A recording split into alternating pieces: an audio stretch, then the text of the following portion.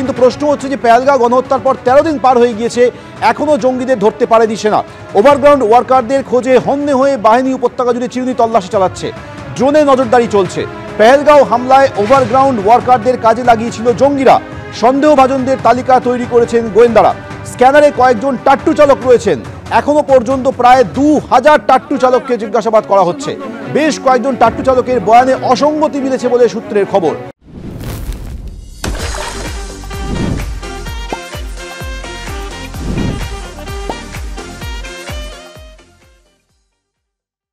প্রশ্ন হচ্ছে যে কোন রাস্তা দিয়ে এসেছিল জঙ্গিরা, কোন পথে পালিয়ে গেল, তারা কি এখনো কাশ্মীরে রয়েছে না কাশ্মীর থেকে বেরিয়ে গিয়েছে? যদিও গোয়েন্দা সূত্র দাবি করছে যে তারা কাশ্মীরের নির্দিষ্ট একটি অঞ্চলে এখনো লুকিয়ে রয়েছে। তাহলে সেই তাদের ধরা প্রশ্নে কত দ্রুত পদক্ষেপ করতে পারে সেনা, এইটা এই মুহূর্তে বড় প্রশ্ন। পেহেলগাঁও কাণ্ডে একাধিক মিসিং লিঙ্কের খোঁজে তদন্তকারীরা লাগাতার তল্লাশি চালিয়ে যাচ্ছেন। পেহেলগাঁওয়ে বেছে বেছে হিন্দুদের মারা হয়েছে, 12 দিন পরেও জঙ্গিরা অধরা। এখনো কাশ্মীরে লুকিয়ে রয়েছে পাক জঙ্গি মুসা ও তার সঙ্গীরা বলে গোয়েন্দা সূত্রে খবর।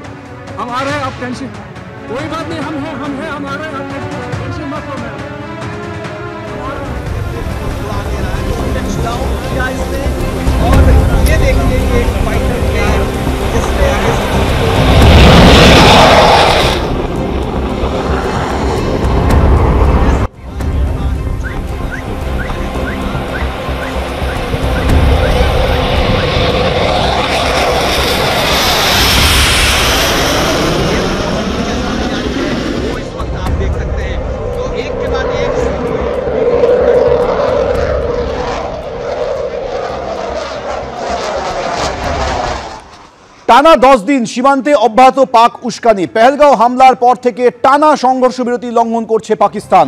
10 দিন সংঘর্ষ বিরতি চুক্তি লঙ্ঘন করে গুলি চালাচ্ছে পাকিস্তান। নিয়ন্ত্রণ রেখার ওপার থেকে কাশ্মীরে গুলি বৃষ্টি হচ্ছে, পাল্টা জবাব দিচ্ছে ভারতের সেনা। কাশ্মীরের 8টি জায়গায় সীমান্তের ওপার থেকে গুলি আসছে পাকিস্তানের দিক থেকে। কুপওয়ারা, বারামুলা, পুঞ্চ থেকে রাজৌরি, মেন্ধার, নওসেরা, সুন্দরবনি, আখনুর সেক্টর লক্ষ্য করে গুলি চালাচ্ছে পাক সেনা। পাকিস্তানকে কড়া জবাব দিচ্ছে ভারতের সেনা।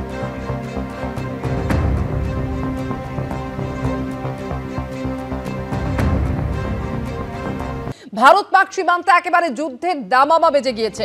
আর এই আবহেই স্ট্র্যাটোস্ফিয়ারিক এয়ারশিপের পরীক্ষামূলক উৎক্ষেপণ করল প্রতিরক্ষা গবেষণা এবং উন্নয়ন সংস্থা DRDO।